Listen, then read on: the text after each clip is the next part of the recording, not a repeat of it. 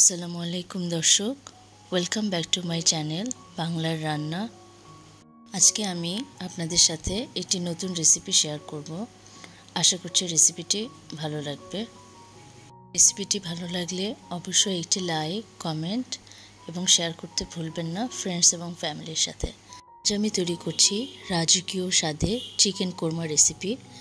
রেসিপিটি তৈরির জন্য যা যা উপকরণ লাগছে সেগুলো হলো, এখানে আমি মুরগি নিয়েছি রেগুলার কাট করে 1 কেজির একটু বেশি পরিমাণে নিয়েছি। 1 কাপের মতো টক দই পানি সহ ফেটিয়ে নিয়েছি।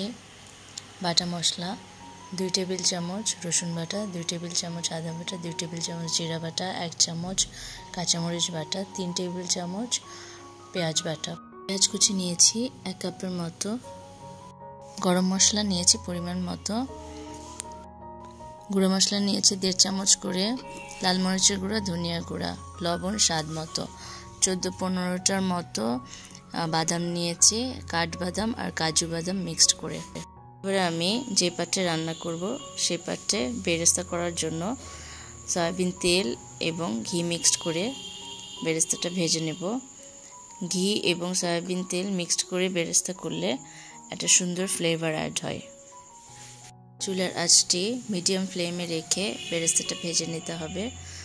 বেশি জাল দিলে বেরেস্তাটা কালো হয়ে পুড়ে যাবে। এরকম লাল লাল হয়ে আসলে আমি এই পর্যায়ে তুলে নিচ্ছি। দেখুন আমার বেরেস্তাটা সুন্দর মতন একটা কালার অ্যাড হয়েছে। সেই একই পাত্রে আমি পেঁয়াজ কুচিগুলো দিয়ে দিচ্ছি। এখন আমি এর মধ্যে গরম মশলাগুলো দিয়ে দিব। এখানে আমি 4-5টা ছোটো এলাচ নিয়েছি, আধা চামচের মতন গোলমরিচ নিয়েছি, 4-5টা লবঙ্গ নিয়েছি, বড় ফল নিয়েছি 1টি, তেজপাতা নিয়েছি 2টি, তেজপাতাটা আমি একটু পরে দিব। আর নিয়েছি 2 টুকরো দারুচিনি।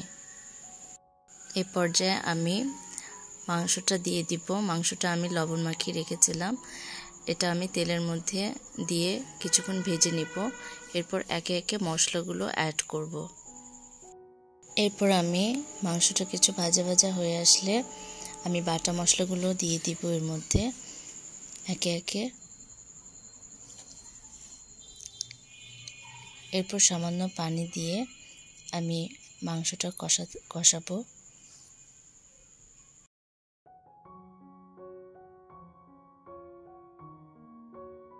এরপর আমি গুঁড়া মশলাটা অ্যাড করব। এখানে আমি 1.5 চামচের মতো শুকনো মরিচের গুঁড়া নিয়েছি, পরিমাণ মতন লবণ নিয়েছি, 1.5 চামচের মতো ধনিয়া গুঁড়া নিয়েছি। এরপর আমি কিছুক্ষণ কষিয়ে নিব ঢাকনা দিয়ে ঢেকে।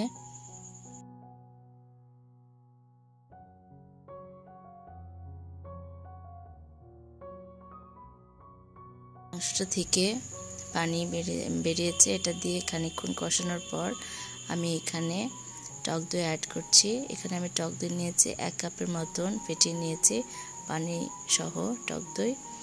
এটা দিয়ে কিছুক্ষণ নাড়াচাড়া করার পর আমি এখানে 1 চামচ, 1 থেকে একটু বেশি 1-1.5 চামচের মতন টমেটো সস অ্যাড করলাম। এরপর আমি টক দইটা ব্যালেন্স করার জন্য 1 চামচের মতো চিনি অ্যাড করলাম। করে এটার সাথে মিশিয়ে দেওয়ার পর কিছুটা কিশমিশ অ্যাড করেছি। তারপর বাদাম বাটার মধ্যে আমি হাফ জয়ত্রী নিয়েছি, 4 ভাগের 1 ভাগ জয়ফল বেটে নিয়েছি বাদাম বাটার সাথে। এরপর একসাথে মিক্সড করে আমি কিছুক্ষণ ঢাকনা দিয়ে ঢেকে অপেক্ষা করব। আমি রান্নাটি করেছি মিডিয়াম ফ্লেমে। এখানে আমি অফ ক্যামেরায় কয়েকবার মাংসটা কষিয়ে নিয়েছি।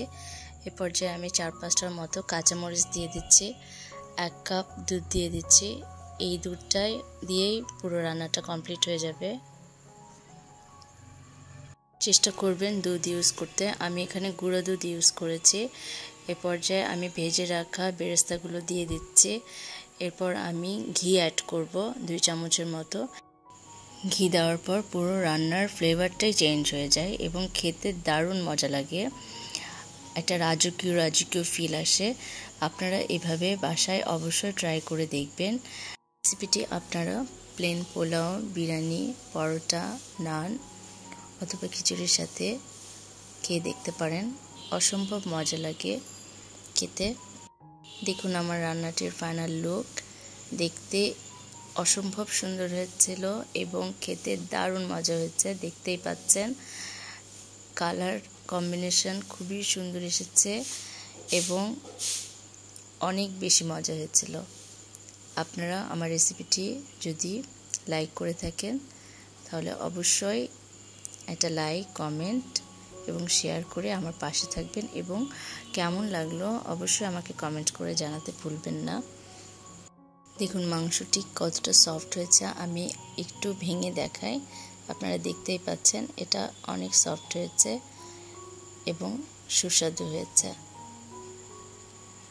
ভালো লাগলে অবশ্যই একটা লাইক এবং কমেন্ট করে আমাকে জানাতে ভুলবেন না। আজকে এই পর্যন্তই। আল্লাহ হাফেজ।